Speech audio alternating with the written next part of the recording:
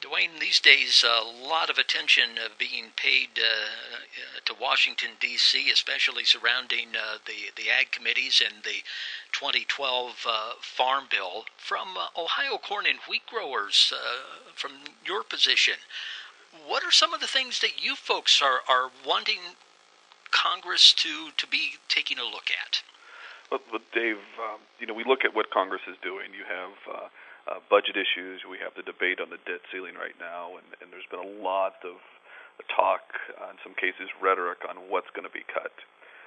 So what our organization has done, working with farmers across the state of Ohio, is looking at those existing programs that we've been utilizing for, in some cases, decades, and to see, is there an opportunity for reform of those programs to do a couple things, and one is to bring dollars back and reduce the budget deficit, and also to strengthen the safety net. Can we accomplish those two items? And so everything that we're looking at, whether it's Farm Bill, the commodity title, conservation programs to ethanol, we're saying can we accomplish those? And so we're spending a lot of effort working with others across the country, from academia to other associations, and with the Ohio delegation, trying to accomplish that. And the one that comes up time and time again is direct payments.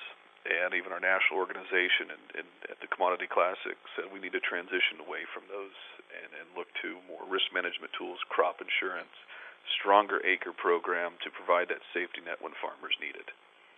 From the Ohio delegation's perspective, are they listening to what you folks are saying? Oh, absolutely. We have some key members on the House Ag Committee. We have a key member in Senator Brown on the Senate Ag Committee. We have his former staffers staffing the Senate Ag Committee. So they are listening. And, we went in there early in February and started talking about our principle of balancing the budget, getting rid of inefficient spending. And I don't think there's any sector of of the economy that can say that all the spending out of Washington is efficient, and we've been one of the few groups out there that are beating the drum that we need reform, and let's create a program that accomplishes that strong safety net and also reduces the impact to the deficit. Does Ohio corn and wheat growers have a position on direct payments? Yeah, we're actively looking to move away from direct payments. The House has indicated direct payments will be cut. The Senate's indicated direct payments will be cut. The administration's indicated that direct payments will be cut. So we're going with the assumption that direct payments are going to be cut. Now, not everybody's thinking along those lines. They have different strategies. But we really look at putting a position out there in terms of moving away from direct payments. And there may be some savings, or there's a percentage of those direct payments that can be transitioned into programs that protect farmers in times of stress. Not necessarily they get a payment, or landowners get a payment regardless of the prices, regardless of any situation that may impact agriculture. It's the safety net's got to be there. It's got to be designed so it protects food security.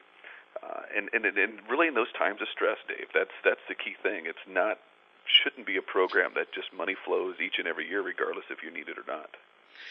What would help you the most when you go to Washington? Well, I think when we go to Washington, it's really the collective voice of all farmers. It's we do represent growers, but it's growers talking to their members of Congress. They're back. We know their schedule. They're back in the district once a month. They're going to go on August recess for 3 to 4 weeks. It's telling the farmer story directly to the member of Congress. It works.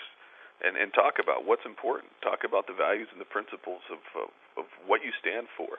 And it resonates, and the more growers do that, the more that members of Congress listen, and the more effective that organizations like ours can be in reforming and advocating for strong policy. From what you're hearing, do you have a sense that we'll be able to accomplish things in a timely manner when it comes to writing this farm bill? I think so. The Farm Bill goes to 2012. Early in the year, there was a lot of discussion that no one's going to touch it until then, but we're hearing differently now. I know Chairman Lucas from Oklahoma is saying we got to start moving a little quicker.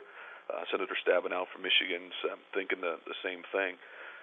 we can. I think we can accomplish this, especially in today's budget climate. It's the message is resonating, and which is good to see. And when you look at where these policies are coming from, looking at the values and principles of each grower, we're hearing the same thing from farmers. We've held a number of what we call shop talks, where we bring a member of Congress to a farmer shop and bring 20 or 30 farmers from the congressman or congresswoman's district in to talk to them. And that's the first thing that comes up. We need to reform our policies. We need a stronger safety net, one that protects us in those times of stress. Dwayne, anything else going on within the organizations that you'd like to bring folks up to date on? We've been monitoring the planting, of course, this spring, and also now wheat harvest. I think the key thing in Ohio, harvest is underway. We're not hearing the high levels of vomitoxin that some were anticipating because of the wet weather that we had this spring. So that's a good sign that our wheat crop is going to be a good quality. It's going to be an average crop most likely. So we've been doing that. Of course, ethanol policy is always out there, and it seems to be the most toxic thing in Washington, D.C. So we're keeping our fingers crossed to make sure that there's not just this snap of the fingers and the entire industry's gone.